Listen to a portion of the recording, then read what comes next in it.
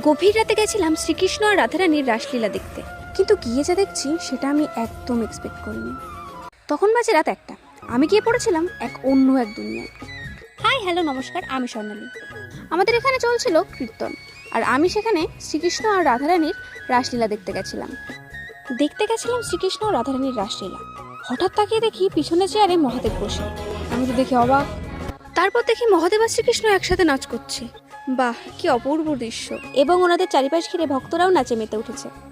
আর বসে থাকতে না পেরে উঠে গেলাম ওনাদের তালে তাল মেলাতে।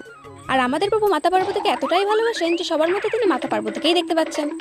আর এখানে আমাদের প্রিয় ভোলানাথ লোকের স্ত্রীকে নিজের পার্বতী ভেবে কাঁধে করে তুলে নিয়ে যাচ্ছে স্বর্গে।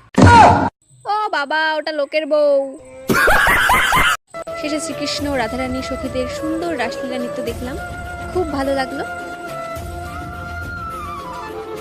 আজকের মতো ভিডিও এখানে শেষ করছি, দেখা হবে নেক্সট ব্লগে। টাটা।